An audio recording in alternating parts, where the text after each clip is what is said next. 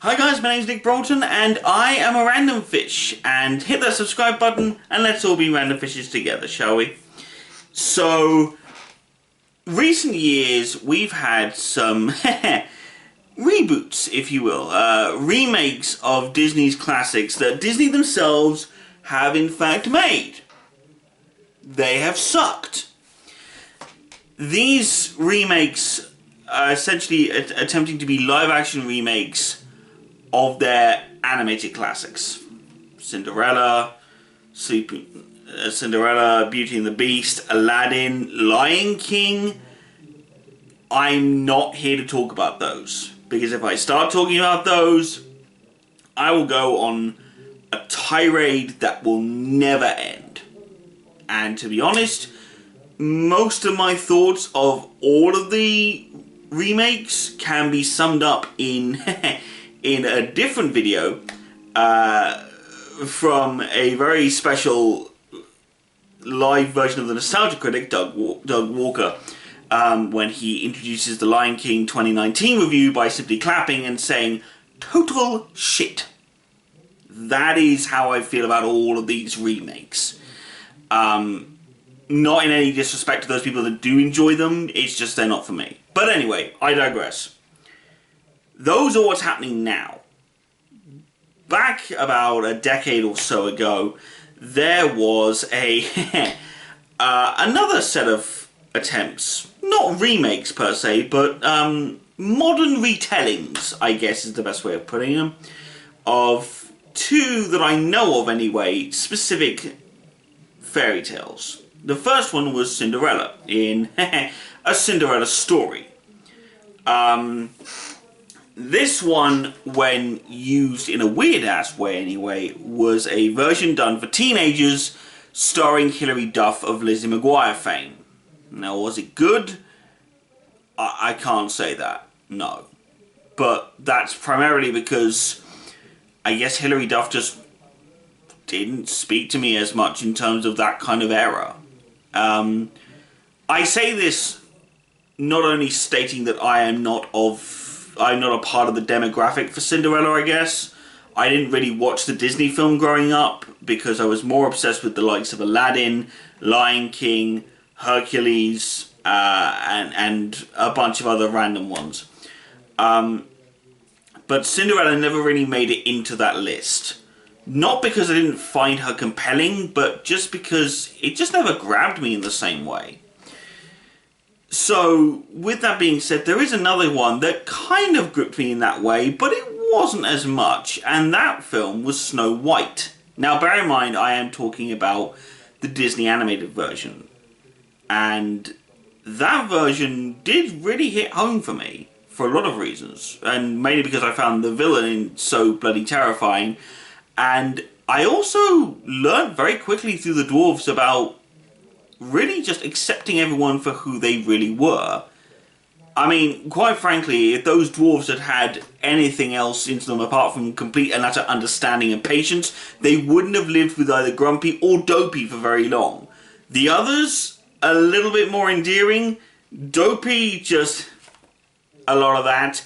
And Grumpy always walking around looking on the dark side of everything. While I understand the desire to go for the dark side, I am not a fan of someone who always looks at the negativity of everything.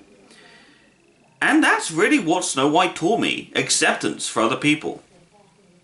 Granted, Beauty and the Beast also taught me that, but Snow White was one of the first ones to really teach it widely. So, what's the modern retelling of Snow White? How about Sydney White? The last film, I believe, actually, made by Amanda Burns. I say made by, acted in by Amanda Burns. Like I said before in a previous video that I believe I mentioned, if I didn't, then I apologise, but if I did, Amanda Burns took a hiatus from acting. And I don't think she's coming back. Which, I mean, I'm sorry to say, but I think it's a major loss. I really do. She was a fantastic actress. She did great stuff with what she had.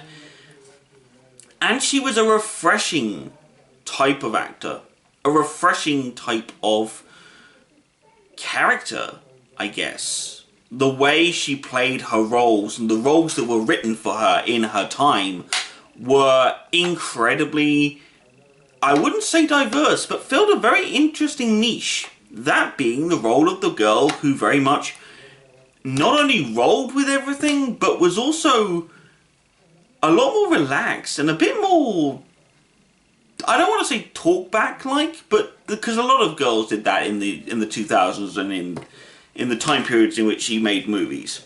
But she was one of the first ones to really embrace it, I guess. She's the Man really did lay on some fun times for her character. What a Girl Wants is, of course, a very interesting film about that, and it really got at her emotional heartstrings quite a lot. And this one, it's a modern retelling of Snow White. But unlike a Cinderella story, where it kind of just copied and pasted it and kind of tried to update certain aspects to work within that particular story, within that particular time frame and particular time period, this one I feel did it more interestingly. One of the things that I have always said is story is a big thing. And one of the big elements of story that I've always found that bugged me about certain types of movies is, while the source material you're adapting from is important and you should adhere to it, you are allowed, if you are given the permission to do so, you are allowed to take it to another level. You are allowed to enhance it. For example, I, as a comic book nerd, was incredibly, I wouldn't say offended, but miffed, incredibly miffed, when not only was Stormbreaker the hammer introduced for Thor's weapon, but it was introduced without even a mention of Beta Ray Bill. Now, it's true he does appear in Thor Ragnarok, but I would have preferred to have seen him sort of mentioned by name, or at least had him been introduced and have Stormbreaker be given to Thor while he went off and did his own thing, or got his own third hammer that would then be named at a later date. It miffed me for a long time, and it didn't take me a while. It took me not that long at all, really, to let go of that concept and ultimately believe that the movies not only knew what they were doing, but also gave the story something, and it gave it a more unique voice. And that's kind of what this one does.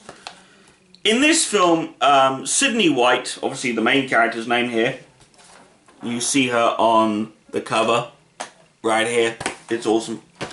Her mother, of course, is dead. Unlike in Snow White, however, where her dad is really very rarely seen, at least in the animated film. I haven't actually read the story, the fairy tale itself. I probably should at some point, but meh. But the idea of it was that the evil queen, hoping to find the fairest of them all. But in the film itself, in Sydney White, her mother is dead, and her father takes her to the college that she wants to go to, or the university that she wants to go to, if you want to use the British idiom. And as such, she is introduced to her mother's old fraternity, or rather she's been imbued with this sense of responsibility to join that fraternity because of her mother. Because her mother used to be there, and in all these notes that she wrote for her and all that such stuff, she says things like, you know, college gave me all these great memories, being in this fraternity gave me all these special memories, blah, blah, blah, blah. And Sydney feels really compelled to do what her mother did. And she gets to the university, and she goes to join this fraternity called the Kappas. While she's there, she does try to join in. She kind of does everything flawlessly. She's one of those characters that sort of stumbles into these types of things. And a lot of the times that bugs me, but she's so charming, it's kind of annoying in a way. Because I want to get annoyed at the fact that this girl is nearly flawless as a character, but because it's played by Amanda, it just isn't that. She's too charming on screen. It's one of those types of things. And I'll be honest, I like that. When an actor in any movie is so charming that you can avoid feeling negatively about the film, I like that. And I enjoy that as a concept because it means that the sense of disbelief has been changed. Your sense of disbelief has been changed due to that actor's existence. And that's a good thing. It really is. And it's one of the reasons, I think, as to why, for example, people were so forgiving in the Hitchhiker's Guide to the Galaxy movie. Because of Alan Rickman's involvement. Due to the fact that even though he wasn't even on screen, he was just doing a voice, his charm and his very presence is enough to sort of negate a lot of negative feelings for the film. Now, I don't share that view due to the fact that there's a lot of other stuff that bugged me about that movie, but that's neither here nor there, and that's not the film that I'm talking about. So, Sydney is incredibly charming, she passes most of the tests, and the woman who's the leader, the girl who's the leader of the fraternity of the Kappas, I can't remember her name at all, because, I'll be honest, she's not particularly a great character, I'll be absolutely honest.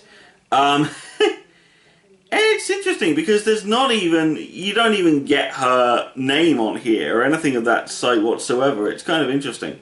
But anyway, that's neither here nor there. But the leader of the fraternity banishes her due to a technicality because there's this whole who's not hot and who's not website that gets updated every day at 4. And the Kappa leader likes to check it to see that she's still number 1. Fairest in the land. Adoy. After she kicks Sydney out of the Kappa house, Sydney comes across a group of nerds who live in a house called the Vortex. 7 guys, to be precise. So, you know, the Snow White and the 7 Dwarfs thing. It's not exact, you know, it's incredibly unsubtle as to what it's parodying, but it's kind of interesting, it's still fun. But these guys, they all have slightly similar traits to this. Like, there's one who's slightly, you know, there's a dopey character. There's one who's always happy. There's one who's always slightly dopey. There's one who's always grumpy. And then there's the character there's the guy Doc. He's not actually called Doc in this, but again, it's very hard to remember their actual names because all you think of is them being those characters in that tale. And the only reason as to why Sydney's name is remembered is because it's on the damn box. Anyway, the evil queen throws her out because she threatens her place on the what's hot, what's not list, essentially speaking. She goes in, moves in with the nerds in the Vortex. The Vortex is an old house that is falling apart. As such, Sydney then wants to try and get them on student council so that they can put some of the money that they get for the budget of the school into fixing the Vortex. The guys laugh and say, yeah, well, the Greeks have always been in charge. They've always sort of led things at the college, blah, blah, blah. We essentially can't beat the evil queen because she's the queen. Sydney, of course, then says, well, that's a load of BS. I'll help you. We'll beat her, blah, blah, blah. So you go about starting the campaign, which way we then get the introduction, well, I say the introduction, the more romantic introduction, if you will, of the love interest. Yeah. And to give you a sense of just how intentionally cute that this guy is trying to be here, I give you Tyler Prince right there. He's somewhere, he's just about there. Yep. Good flipping lord. So Prince Charming, Tyler Prince? No, Prince Charming. Prince Charming and Sydney White go on a date after he asks her out by way of an a cappella group. Yeah, kind of weird. He asks her out and he takes her to a homeless soup kitchen where he's been volunteering there ever since he got busted for something that he did. Even though he's completed his community service a year ago, he's still going. It's to up his oh, isn't he cute factor, because he's so sensitive too. You know, that kind of thing. He and Sydney, obviously, they have their romantic banter, blah, blah, blah, that's displayed throughout the film. And he even ends up meeting the dwarves. Sorry, the dorks. But the idea is that the evil queen is still tripping out. She's still freaking out because she wants to demolish the vortex, the house where the dorks live, because she wants to put up a special little center for her and the other Greeks, because, you know, posh bitches be posh bitches. I mean, let's face it. So, what does this make the characters do? She's trying to make Sydney suffer for that reason. She doesn't want her to win the election, or want the dorks to win the election, as it were. And she also wants Sydney to die a social death. Get it? Die a social death. However, we then get a nice little divergence from the original story in that the dorks all get invited along with Sydney to a party at Prince Charming's little fraternity house. They do that, the dorks start getting along with the other members of the Greek fraternities, you know, even starting to fit in with these other people. And then the girls take them all away and they tell them to take their clothes off, they do so, and then they publicly humiliate them in front of everyone else. Because, of course, that's what apparently happens in American colleges. I kind of wish this wasn't the case, but unfortunately it's labelled throughout far too many movies for me to not think that it's true. So I kind of have to believe that it is, which is kind of depressing, really. I mean, you think, guys, you'd honestly think that you'd have a bit more, well, self-respect, quite frankly. It's disturbing as all hell. This is why I probably never fit into any American fraternity, but I don't care, I'm British. But then the idea becomes that, you know, the guy who's running for the for the position on the student council has graduated already. He graduated a long time ago. He's staying at the college virtually illegally at this point. And what's his excuse? There's so much learning left to do. Okay, fine. This is a guy who up until now has basically been silent, sitting in the corner, not really saying much apart from to talk about statistics and how the probability of things working out. That seems to be his, what M. Night Shyamalan would call a quirk, therefore character. He's the only character I really have issue with, especially when it comes to that anyway. But anyway, the dorks all have a freak out and they blame Sydney because they're going to lose the house due to the fact that all this, blah, blah, blah. And because of the state that the house is in, it's been condemned. So they all end up moving out and they have to go and stay in some motel, I think, or a hostel or something like that. Sydney then gets the pep talk from her dad. You wouldn't really get that in any Snow White story, I'm going to be absolutely honest. At which point you then get, even more interestingly, you get her going, well, in that case then, I will run for the election and I will kick everything down. She then starts doing that. Evil Queen then goes to random goth hacker dude, I don't know, who then poisons her laptop. Guess what make the laptop is from? That's right, it's an Apple laptop. It's a poison apple. Do you get it? Oh! It's fine. It's fine. It's fine. It's fine. It's fine. Fine. Fine. So after all of that, she's going to fail her final assignment, which she starts typing up in all through the night before the big final debate as to who becomes on the school council president. She finishes, she then falls asleep, Prince Charming then comes in and kisses her and wakes her up because, duh. She goes up onto the stage and does, I wouldn't say offensive, but still, an interesting speech for today's world. In today's world, we have the MCU, we have the DCEU, we have more Star Wars movies than ever before.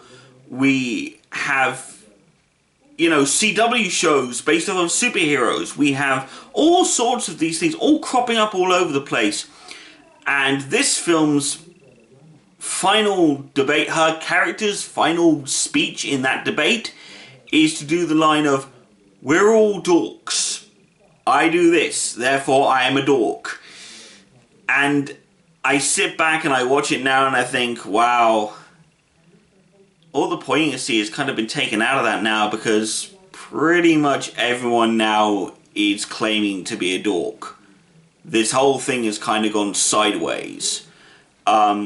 This was clearly made at a time when, you know, jocks and sports stars and all that kind of thing were still primarily the most popular beings in the world. And while that's still true in some school systems even today, let's not kid ourselves. A lot of these films and a lot of dork stuff is now becoming more and more popular and more mainstream.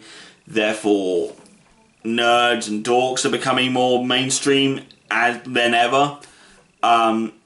Through that reason, through many reasons really, it just made things a lot easier and a lot less interesting, really.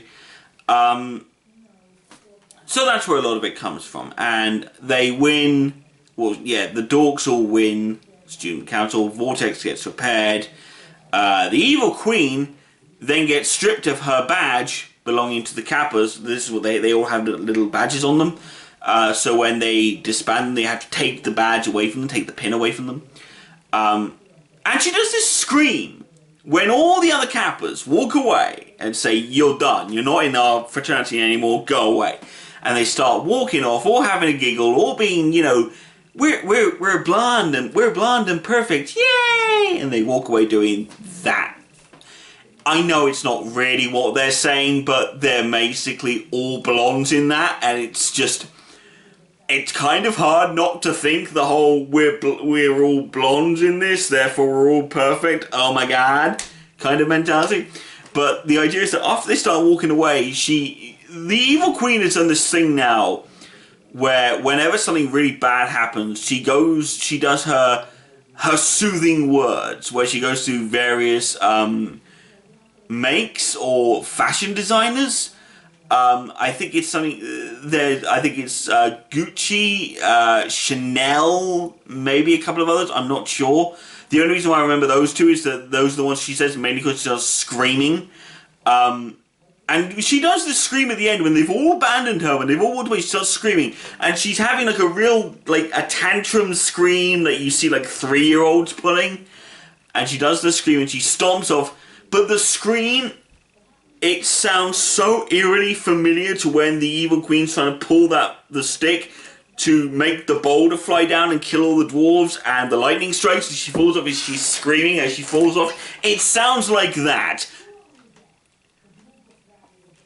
I'll be honest, it's kind of hilarious.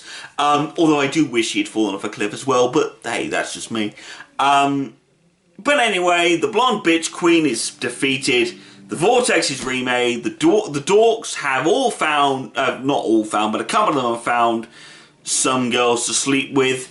One of the dorks, who's played by one of the characters from Freaks and Geeks, one of the geeks I'd like to point out, who I swear has just carried his character over, even though it's a different name. He's carried the same character over, obsessed with getting women or getting laid, essentially speaking. And he sits and goes, you're doing the whole, I'll never get laid. Those two guys have got girls. One of them's got a hot blonde, the other one's got a hot goth chick. Oh my god, I'm never gonna get laid. Oh my god. And this car of about 5 cheerleaders all come up and go, we're looking for this building.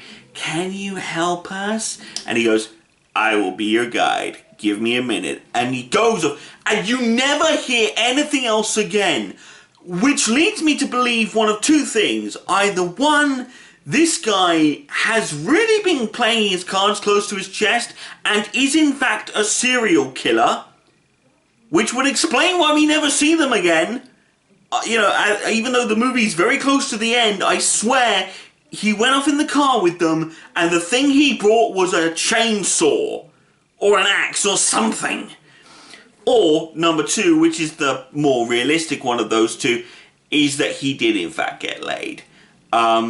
Which I'm fine with, but, you know, I kind of wish there'd been, like, some sort of shot at the end where, like, they'd been remaking the Vortex, a girl had come in and spoken to him and he'd driven off and then he came back, like, as everyone's kissing, as the photo gets clicked or something at the very end. And they all drive back and he just yells out and just goes, "This is amazing!" And then he drives off again while the girls are kissing him or something. That, you know, I know it's a bit on the nose, but I kind of enjoy endings like that, especially for those kind of characters who do nothing but complain about the same thing over and over again throughout the entire movie. But that's the end of the film. And is it good? Yes! Are there things in it that bug me? Of course there are. Things bug me in virtually every film. Hell, the MCU isn't clean. Star Wars was never clean. But I look past certain films because of the charm of the characters. For example, I look past the problems that I felt were in Iron Man 3 because Robert Downey Jr. is a charming git. He really is. I look past the problems in some of the Star Wars movies because the actors who play in it, Carrie Fisher, Harrison Ford, even Hayden Christensen and Ewan McGregor in the prequels, they had charm. Even the likes of Oscar Isaacs and Daisy Ridley had charm, carried me through them.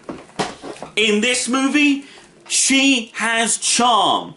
She is a charming actor. The fact that she is no longer acting, I repeat, I feel is a disservice. I don't like the fact that she doesn't act anymore. I know that it's people's decisions and blah blah blah, and she probably won't ever act again, and I cherish the films that we got with her. I really do. I'm not exactly a massive fan of Hairspray, but I'll be honest, this, not a terrible movie. And why? Because some people get put in lead roles and they can charm the hell out of you so much, it doesn't matter what's wrong with the movie, you'll always enjoy it.